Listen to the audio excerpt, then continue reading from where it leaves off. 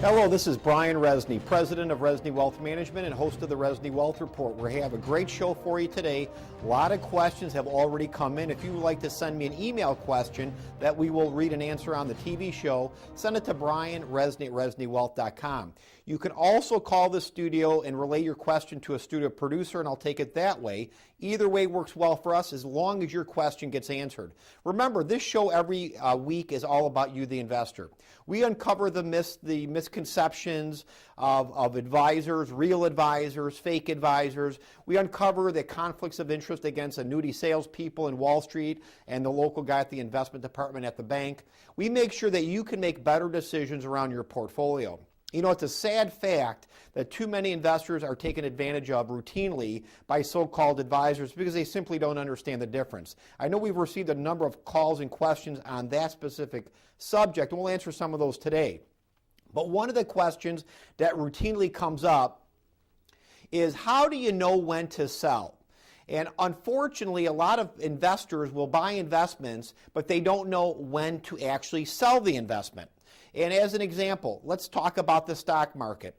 One of the things that's happened over the last couple of weeks is we've had a mild sell-off or mild correction of around, let's say, 5 or 6%. Most of that has already been recouped. But investors routinely will ask me, Brian, how do you know when the next recession is coming?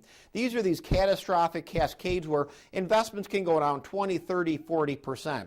I think it's important specifically to have a sell criteria. I can tell you from managing money for 28 years at Rezny Wealth Management that most investors will buy investments, or should I say sold investments, by their Wall Street brokers or their so-called advisors, but there's no discipline on when to sell. So you're sold mutual funds or stocks or bonds, but you don't have a sell criteria when to sell. And the problem is you need to know when to sell, because there are times you do not want to be in the stock market or in the bond market or in gold or in any asset category when indicators trigger. Let's talk about 3 criteria that we use at Rezny Wealth Management to see if we're starting to head into a recession. By the way, when you start to go into a recession, the stock market doesn't just drop, it gets relatively weak over normally an 18-month period on average, meaning from top to bottom. Most of the equity markets going into a recession and towards the bottom of the recession will drop between 35 and 50%. That drop normally takes about 18 months on average. Our first indicator to look if we're getting weak economy readings is the golden cross. It's bullish when the 50-day moving average is trading above the 200, and it's negative when the 50-day moving average is going down and it crosses below the 200-day moving average. This is an important indicator. This is a good long-term trend and the health of the stock market. I can tell you there's been many back test studies using the moving average of the 50-day and the 200-day moving average. It's a great sell criteria of when you want to reduce or eliminate the exposure you have to equity-based investments like stocks and like mutual funds. My second indicator is EPS, or earnings estimates. Earnings estimates or earnings of corporations, if they're going up and the estimates are going up, that's positive. If those estimates are going down, that's a negative. As you start to get a full-blown economy and it starts to slow down, earnings estimates will start to get relatively weak. If you've noticed, I've used relatively weak one other time, and I'm going to show you a third relative weakness that we look at. But as earnings start to get ratcheted down, usually the stock market will start to follow. And again, in recessionary periods, you will normally see earnings estimates revised down over the next 12 to 18 months as the equity market starts to get weaker and weaker and weaker. Right now, by the way, our moving average crossovers are positive, and our earnings estimates are ratcheting up, not down. Our third indicator is unemployment. It's bullish when the unemployment rate is going down, and it's negative, of course, when the unemployment rate is going up. So the bottom line is this: you want a reduction of unemployment. This is positive for the economy. Right now, unemployment is slowly going down. This is a positive. This means more people are working. So 3 of our indicators for economic stance, generally speaking: the moving average is positive, earnings estimates are going up. In fact, if you look at fourth quarter of 2014, right now companies in the S&P 500 as an overall are hitting the highest earnings they've had in history. So hence, you've got an S&P market that's almost at highs right now because of that. That's a positive. Unemployment is slowly going down. More people are going back to work. Again, that is a huge positive. So those are three criteria that we utilize at Rezny Wealth Management. There's many others, but those are three indicators you as an investor can use instead of listening to your broker or your so-called advisor who tells you, hold on, things will come back. Believe me, folks, we at Rezny Wealth Management believe in risk management, and we know and want to sell risk assets before they're down 40 or 50%. Remember, you're never selling at the top, you'll never buy at the bottom. You want to avoid these catastrophic parts in the middle that really hurt your retirement portfolio. So yes, there are times you want to sell all investments or some investments based upon certain indicators. Sammy in Miami, Florida. I own IBM for approximately 8% of my portfolio. What are your thoughts? Sammy, great question. IBM's a great company, but it's not a great investment in our view. I firmly believe this is a company's heyday of growth is gone. IBM is kind of yesterday's money or yesterday's opportunity. So just because a company's well-known and it's big doesn't mean it's a great investment. In fact, if you look at IBM and their earnings and their revenue growth, it's been pretty lackluster the last couple years. In fact, a lot of the earnings growth from IBM has been because of share buybacks. And because they bought back some of their shares, their earnings actually look like they kind of were propped up a little bit. The other thing that I would comment on or recommend is you never ever own more than 5%, that's 5% of any one individual stock. 8% is far too much. I would definitely reduce your exposure down to 5%, but IBM as a company and as a long-term growth prospect, I think is extremely poor. If you want an opportunity, you might want to look at something like the iShares IJH or the IJR. These are small and mid-cap ETFs. They're well diversified. They benchmark the small and mid-cap index.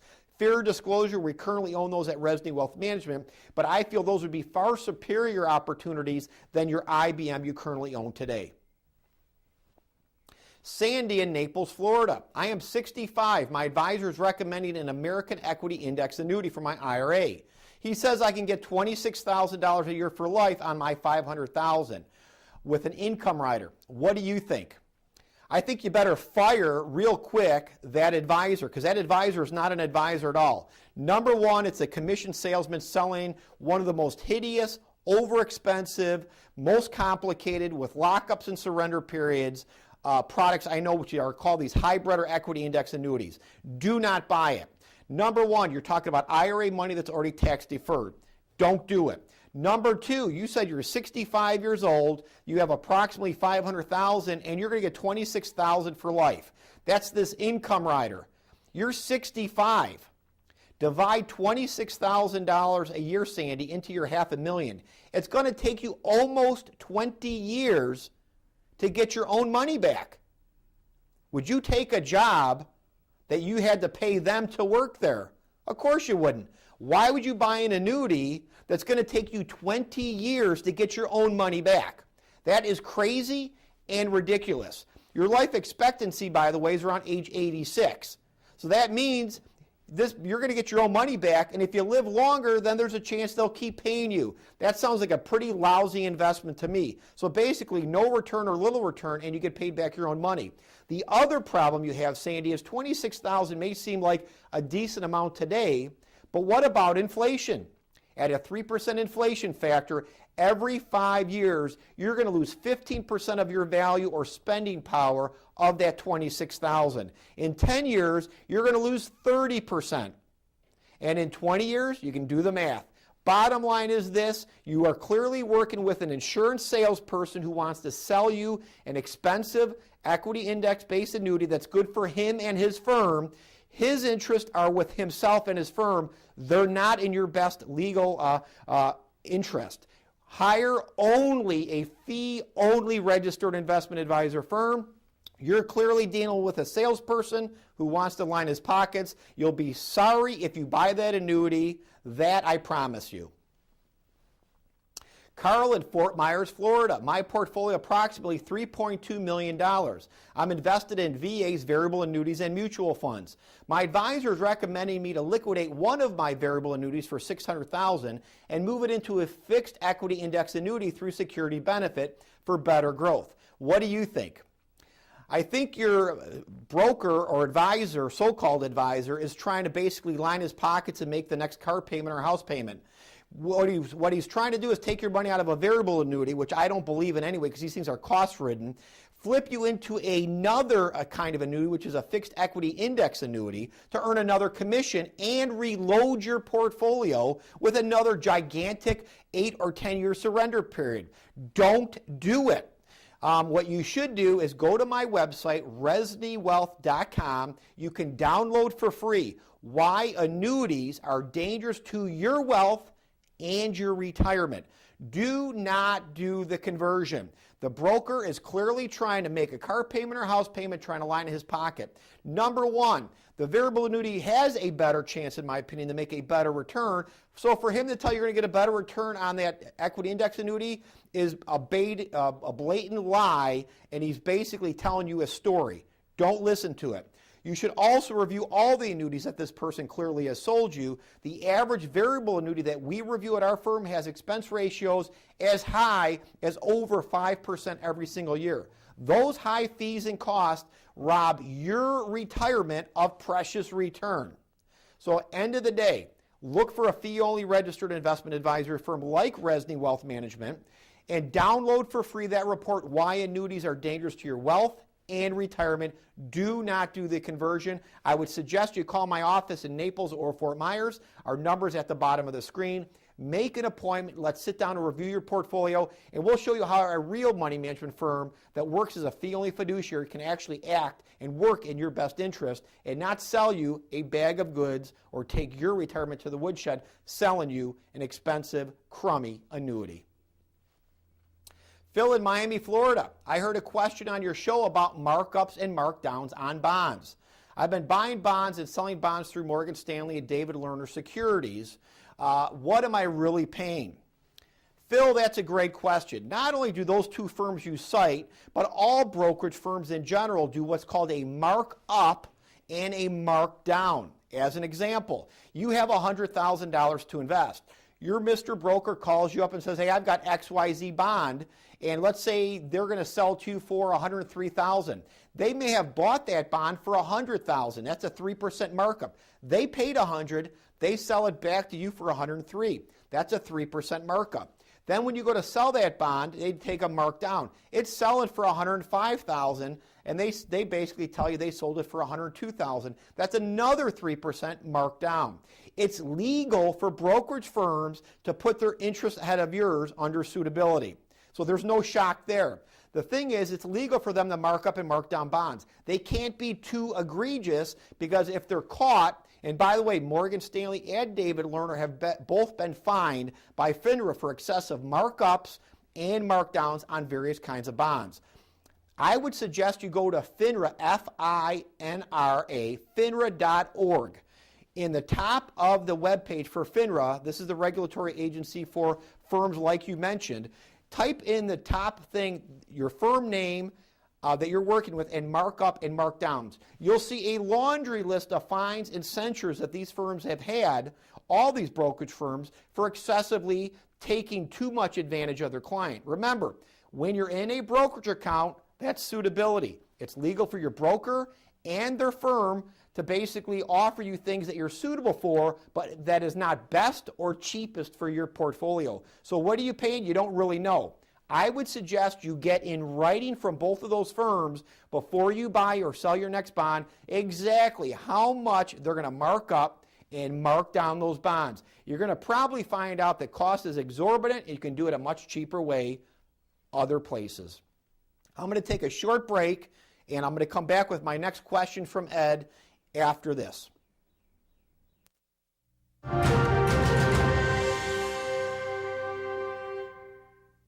Hi, I'm Brian Rezny. If you're like many investors, you've lost a lot of your retirement assets due to poor investment management or being sold investments that are often better for that so-called advisor than you.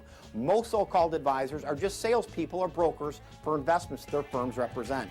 No real advice at all. If you're tired of bad investment advice and are ready for positive change for your retirement, call my firm for a consultation. Don't settle for bad investment advice. There is a difference. Call us today.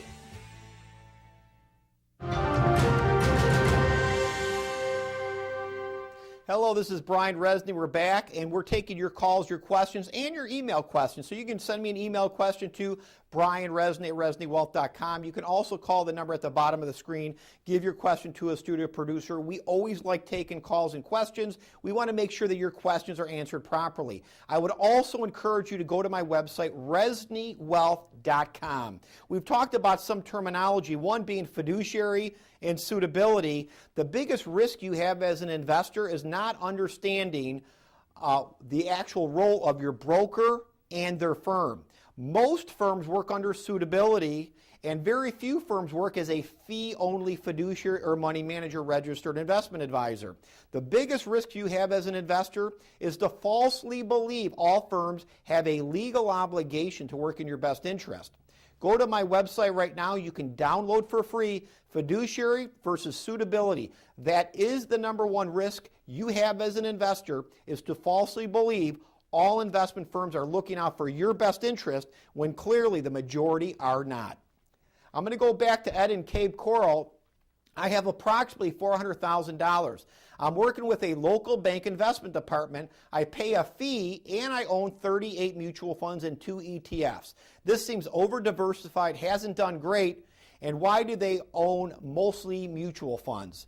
Ed, that's a great question. I'll tell you a quick story. We had a client that hired my firm just a few weeks ago, and they were also working with a local bank, but don't think the banks do this. The brokerage firms and insurance agencies do the same thing. This is called asset allocation, or the failed pie. You can see the pie chart I have. This is basically what you have. Owning 38 mutual funds in one account is ridiculous, okay? The reason that that bank is probably doing that is called revenue sharing. Most of these banks and brokerage firms have proprietary product sales or mutual funds that they basically have agreements to sell. The more of one fund family or mutual fund they sell, they get kickbacks from the mutual fund companies. Owning 38 mutual funds in a $400,000 account is crazy. You're basically, it's like making a turkey sandwich with like 10 slices of white bread, some turkey, and more slices of white bread on top. It doesn't make a lot of sense. Owning too many mutual funds is ridiculous, and it's going to take away, obviously, from your return, and the expenses could be potentially a lot higher. The other problem is you really aren't running a strategy. Asset allocation and over-diversification is basically tells me that you're clearly working with a firm that doesn't have an investment strategy. The firm is doing what I call asset gathering. You're paying them a fee to basically hold a whole bunch of mutual funds, and that's it. If your portfolio hasn't done well, it's probably because you're over-diversified, your expenses are crazy and ridiculous, and why do they just use mutual funds? Why not mostly ETFs, where they can reduce your average cost structure maybe as much as 1% a year? That puts more money in your pocket. I'll tell you why. Again, it's revenue sharing. Most brokerage firms and banks like mutual funds because it pays them more kickbacks at the end of the day. What's better for them is not as good for you. So remember, over-diversification is not good. You want to have a properly positioned portfolio that's concentrated in areas that are relatively strong. I would suggest call my office, schedule a consultation, let's review your portfolio, and we can show you real investment management, which includes risk management and not the pie chart, over asset allocation, and owning a whole bunch of expensive mutual funds. Larry in Boca Raton, Florida. I have an account with JP Morgan. Should I be concerned with all the fines they have? Larry, I think anytime any of these brokerage firms get fines, yes, you should be concerned.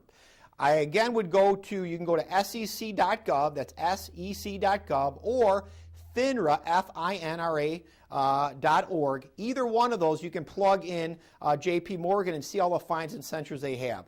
Yes, as a consumer, you should be highly concerned.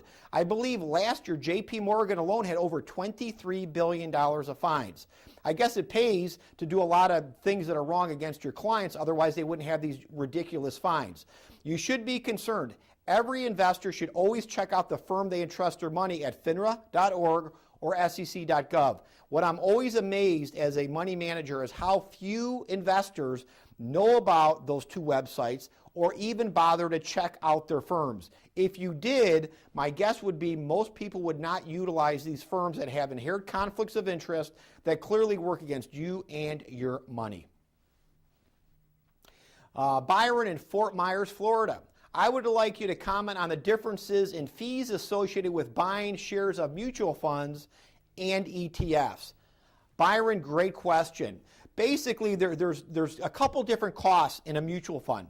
If you buy a mutual fund, there's an internal average yearly cost. The average yearly cost of most mutual funds, this is through Morningstar, an independent rating service, is about 1.65% every single year. So the internal cost to own that fund is about 1.65.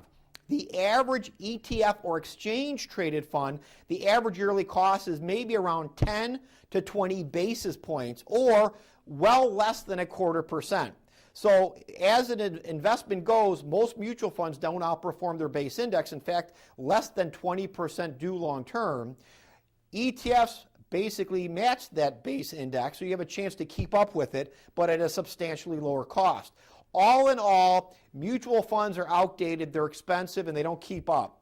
ETFs, in my opinion, I believe they are one of the best tools out there for the investor. At Rezny Wealth Management, we primarily use ETFs because the cost structure is significantly different than mutual funds, which basically that savings and cost goes back into the client return where it's supposed to. Again, brokers like selling mutual funds because it pays them more commission in addition to 12b1 fees and those yearly costs to the fund family.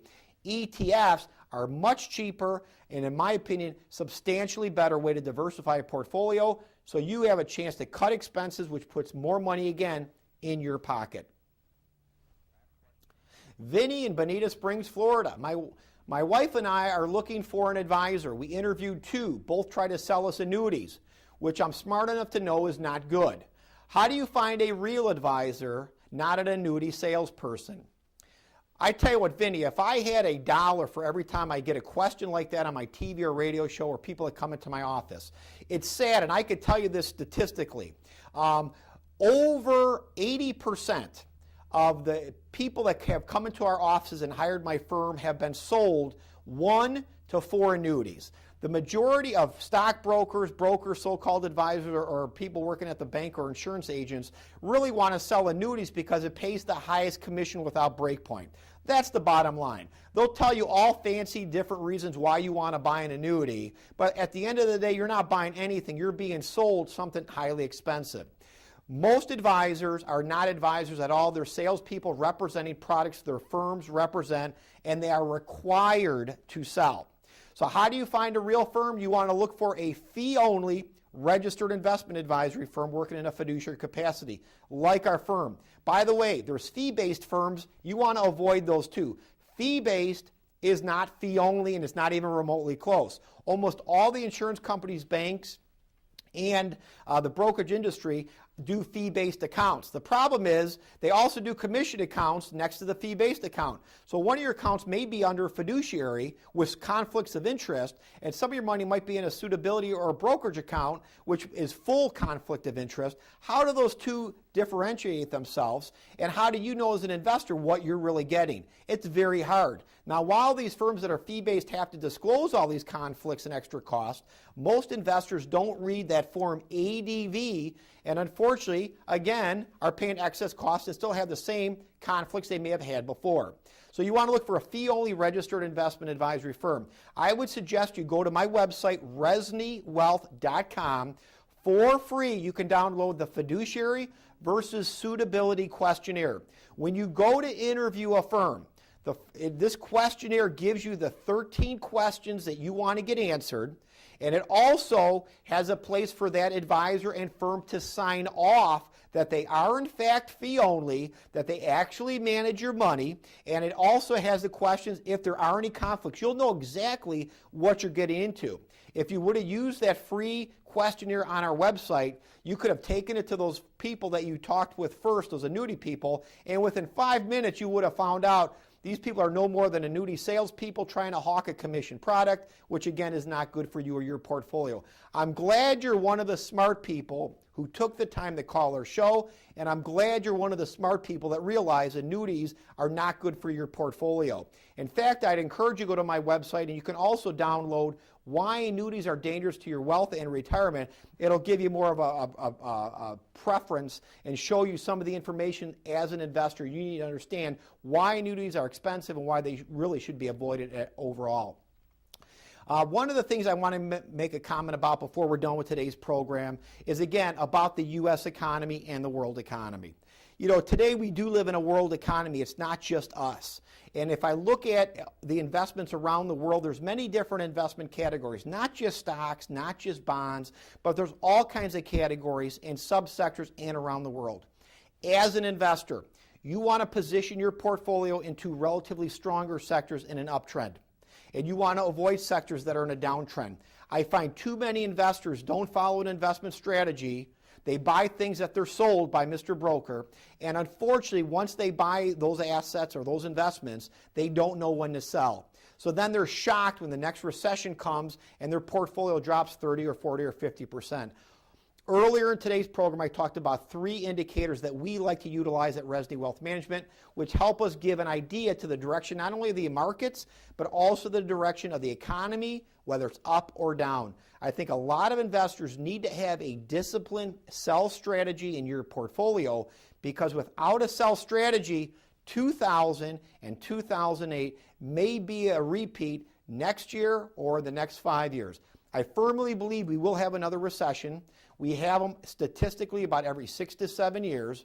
So the economy doesn't always go straight up. There are times that it does come down a little bit. And those are the times where those 3 indicators can help guide you into making better decisions on when you need to sell assets. I'll give you a great one that we saw back in 2012, which is gold. Gold started getting weak at the end of 2012, and because it was relatively weak and some of our indicators triggered a sell, we sold gold. And by the way, in 2013, gold dropped almost 30%.